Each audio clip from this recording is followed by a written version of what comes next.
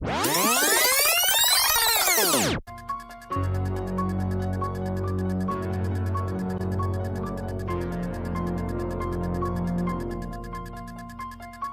is going on, guys? Welcome back to my channel. This is my second Before My Time review that I'm doing, and this is a good one because I'll be talking about my all-time favorite horror film and the classic Halloween from 1978. Halloween was directed by John Carpenter, and it stars Jamie Lee Curtis, Donald Pleasence, Nancy Loomis, and to me this movie is a classic for a reason. This movie is so iconic. It has revolutionized the horror genre and really started the trend of the slasher films. Now, I just watched this movie today. This is the second time I've watched the movie in like probably a month or so, and a lot of the reason why I watched this movie and the reason why I'm making this review is because next week, which I'm so excited about, the new Halloween drops in theaters, and I cannot wait. I will be doing a review on Halloween 2018 next week, so stay tuned for that. This film brings us into the town of Haddonfield, Illinois. Now, in Haddonfield in 1963, a young 6-year-old boy, Michael Myers, killed his sister Judith in their home on Halloween night. Michael then, 15 years later in 1978, escapes from Smiths Grove Sanitarium, where he has been staying for the past 15 years and has been under the psychological care of Dr. Sam Loomis, played by Donald Pleasence. Michael Myers escaped on October 30th, the day before Halloween, in 1978. He goes to Haddonfield, Illinois, and begins to wreak havoc on the babysitters there. Now, this film is incredible, and there is a big reason, one of the biggest reasons why I love this film so much and why it's my all-time favorite horror film is because of the suspense and really the creepiness surrounding Michael Myers as a character. He is the type of character that is perfectly executed in this film. The reason why he's perfectly executed in this film is because he's so unpredictable. You have no idea why he's doing what he's doing. He's just pure evil. He is not a man. He is evil, which is said by Dr. Loomis throughout this movie. Now, Michael Myers has always kind of given me the creeps, and the reason why is just because of the tone of the character. He stalks his prey, and he does it throughout the first 2 acts of the movie.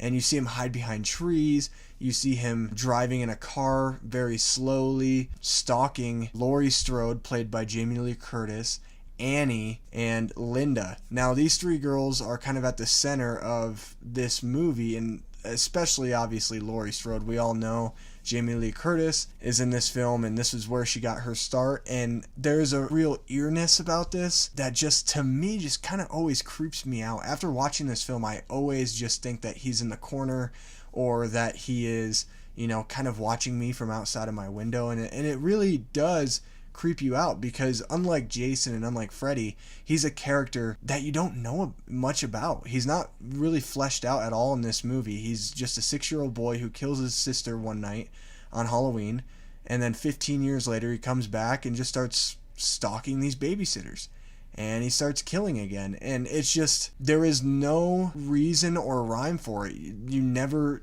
understand the character's intentions.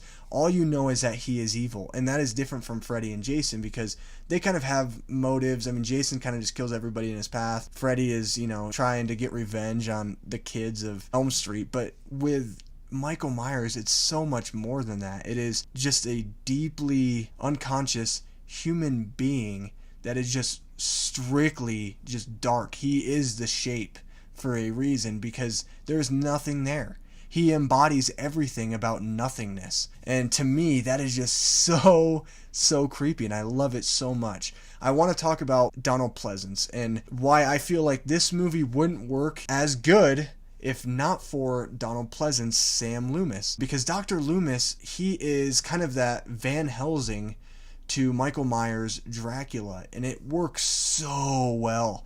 I think the way that they make Dr. Loomis as a character, they make him really complete. They flesh him out for sure in this film, and he's really grounded in this belief that Michael Myers, there's nothing left, that he is just a dark embodied nothing. And that is what's so incredible about Dr. Loomis in this film, is that he will stop at nothing to really get Michael Myers away from Haddonfield, to really lock him up for good, to stop him.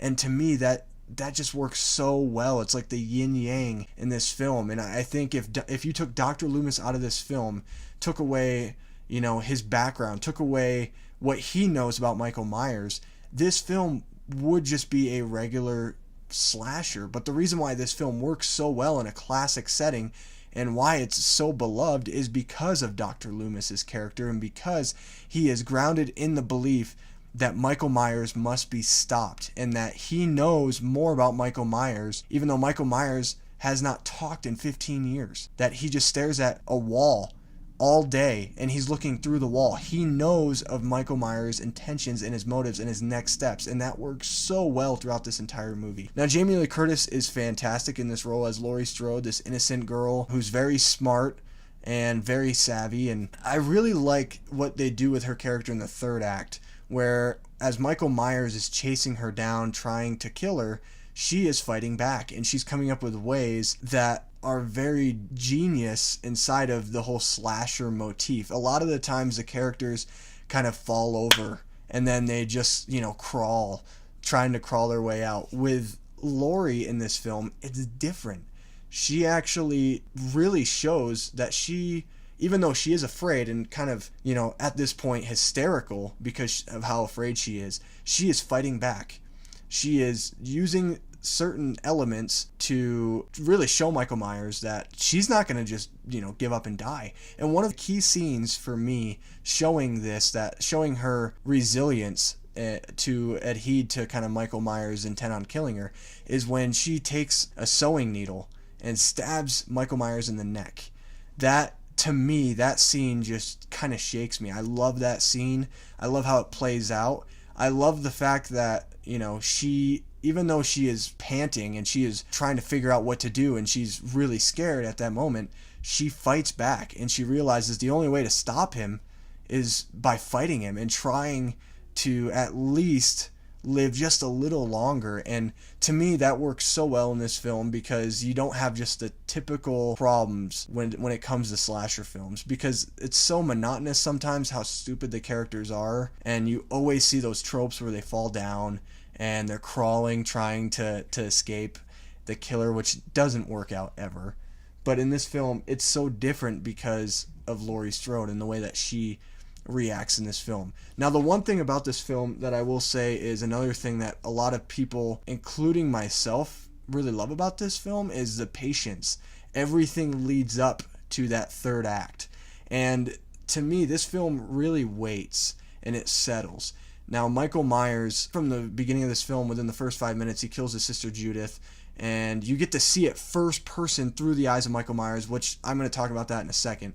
But then after that, there's just this huge wait until something happens, and that really makes you even more enthralled in this film. It makes me as a film fan, and makes me as a film watcher wait for this thing to happen, and I'm kind of just like impatient because I'm like, when's it gonna happen? Oh, now he's gonna strike. And it doesn't work that way. And to me, the patience really pays off in this film, because as you're waiting for something to happen, you are seeing progression out of kind of how Michael Myers is trying to flesh out his predators, how he is trying to kind of get a routine from them so he knows exactly how to attack. And to me, that works so well in this film. He's kind of like in the wild, when you have animals that kind of pounce on on other animals, predators going for their prey.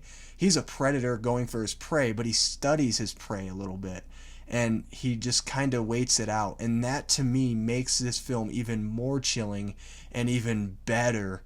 And I just love it so much. I love sitting there just, I'm still, even though I've seen this movie quite a few times, I'm still always super anxious and just like ready for him to strike. And it's at that right moment when he does.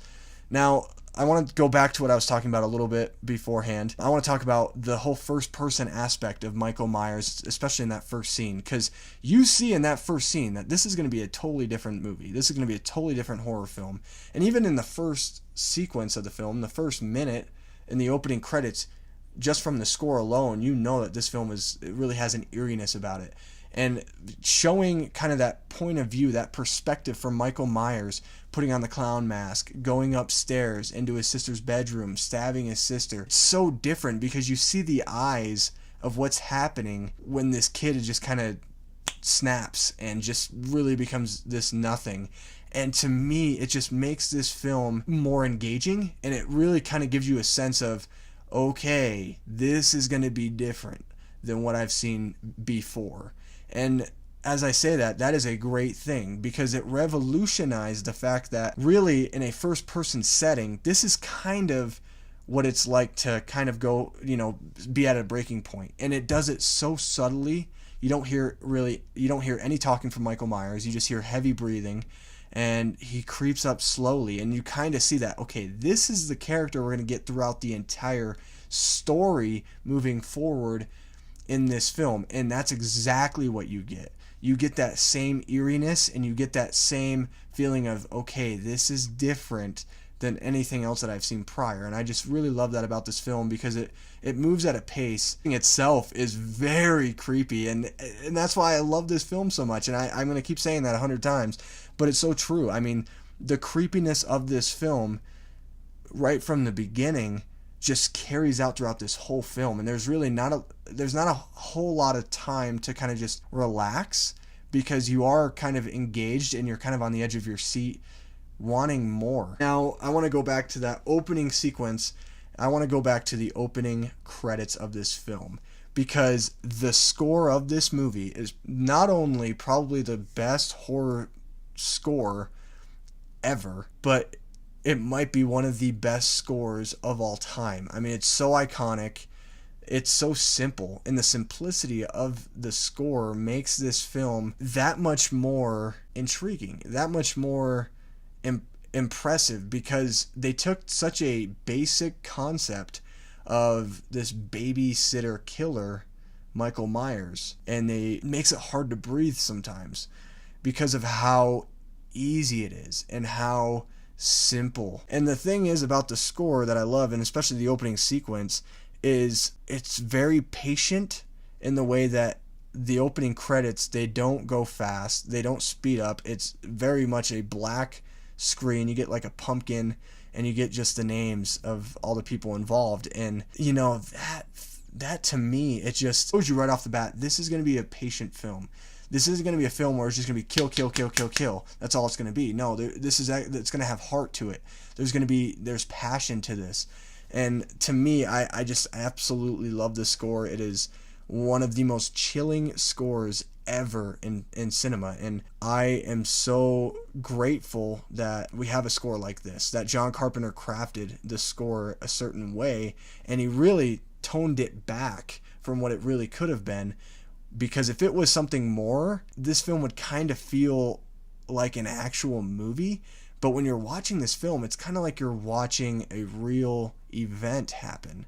And you kind of get in those story elements that kind of fold together nicely because the score doesn't really overtake the movie. Because this movie is very quiet in nature. And it's very silent and chilling. And that is what I love about this film. It's not very loud. It's not going to be so big. It's just very subtle. And it's very quiet and toned down. And that's a lot to do with the score and a lot to do with John Carpenter. But guys, I love this film so much. You should totally check this film out if you have not. I'm sure many of you have that are watching this. To me, this film, it creeps me out still every time I watch it. And I think Michael Myers as a character is iconic, and he's one of the greatest film characters we've ever been graced with on film. And I'm just so excited and so looking forward to this new installment of the franchise, the sequel to this film, 40 years later, Halloween 2018. Guys, make sure you give this video a like, subscribe to my channel for more content. I love you guys, and I'll see you in my next video. Goodbye.